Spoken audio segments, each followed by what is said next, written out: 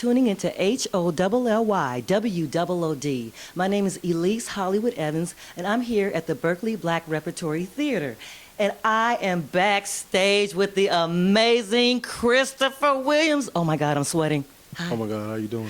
Oh my God, what do I say? Anyway, I'm doing just great now that I'm been? sitting here next to you. He's been? asking how have I been. You know what, like we've seen each other. Wait a minute. I heard there was somebody here saying they interviewed me before.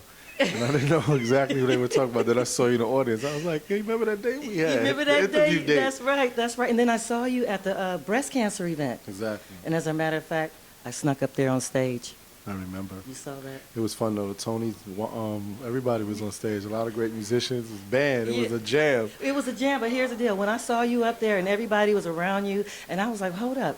I'm missing out of that picture because Christopher is standing right there, and I was trying to get next to you. Couldn't do it, but that's okay. When we got in, it was a group joint. That's right. Because it was a lot of people. It was like a circular. I remember that. Yeah. They were cool people, too. Yeah, great people, and you did an awesome show like you did tonight. Thank you. Tell me, you talked about your influences. You talked about Teddy. You talked about Marvin Gaye. I mean, you are up there. You are there as far as I'm concerned. Thank you. Yeah, and then like who? And then you talked about I think Fred Hammond before. Yeah, Fred, Marvin. I have so many people that I love. I mean, like I said, just being a soul singer and singing about love and romance and situations, but also my grandfather being a pastor, so it's always been like that respect for, you know, and also as a kid trying to understand like was I right or wrong? Did I choose right or wrong? Yes. But now I'm totally good with it. I mean, I've been for a long, but. I mean, now, like, you got Brian Courtney Wilson. You got Pastor Jason Nelson. Yeah. I mean, you know, there's so many gifted singers. My boy Dietrich is, you know, so I listen to people who inspire me to want to sing. And Luther used to do that. Marvin used to do that. Teddy used to do it. You know, and Michael Jackson did it too, but the little Michael, the older Michael just made me want to party. Oh, right. Just celebrate Right. life. It was Yeah. like, he's just electric. No one else could do that but him. So I study music because I love it, and I think when I'm having fun on stage or if someone's enjoying themselves or like you're saying, I'm up with Marvin and them, I would love to think that that's a great compliment. I have a lot of work to do. I think I'm in the mold of them, and that's a great compliment, but I have a lot of work to do, and that's what I'm looking forward to. Unfortunately for me, my record career is in an era where artist development and care for live music and stuff has really gone away, which was great for them. But this is fortunate for me because now we can entrepreneur and go back to the Motown days and own your stuff and be responsible for what's portrayed and, you know, hire people and get involved in the business of music. Well, I want to say amen on that one. And you have a new single coming out this summer, right? Yes. Let's talk about that.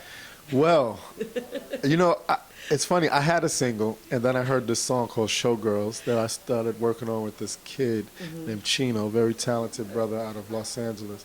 And I don't know, I may switch the single.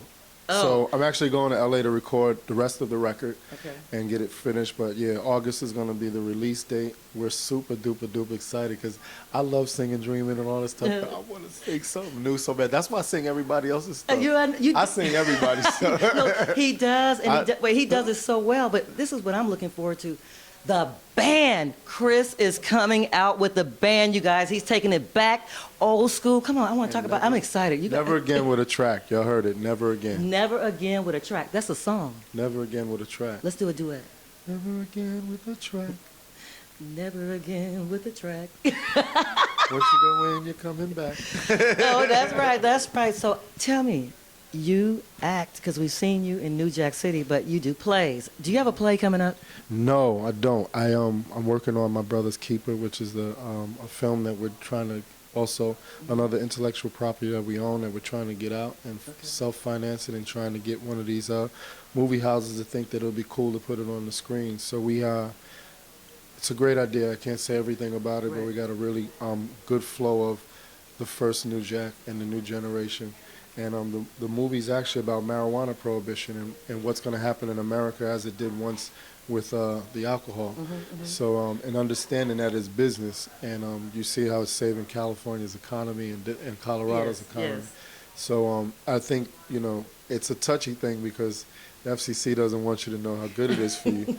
They want to keep people fear-mongered and going Right. and taking prescription medicines when all they really have to do. And you know, and I'm not encouraging people because people sometimes get mad and say, "Oh, you a believer? How could you say that?" It's a natural thing, and it's a herb like basil or anything else. It just Yes. has some other properties that if you smoke it or misuse it, you will become toxically high. But there's a lot of great properties Right.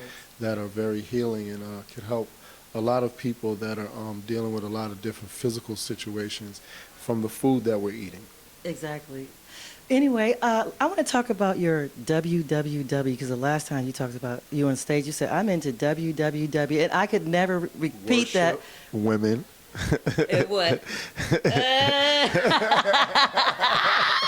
You heard it, worship women. I won't say the other, And but Williams. And Williams. There we go. Worship women and Williams. WWW. Well, sir, I know you have another show coming up, so I'm excited. You see, I can't even talk. I'm excited to sit in the front again.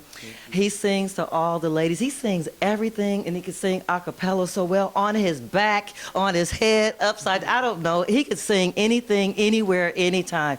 Mr. Williams, Thank you. it is such an honor to sit here with you. Thank you. Can I hug you? Look, ladies, look at this.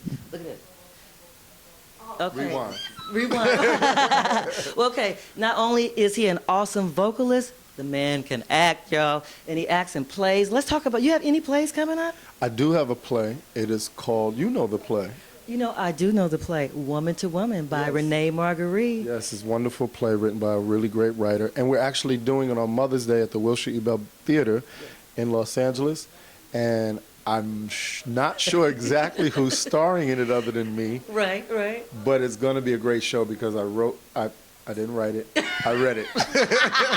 Wait a minute, Renee, he wrote it. Renee, I wrote it and I'm starring in it now.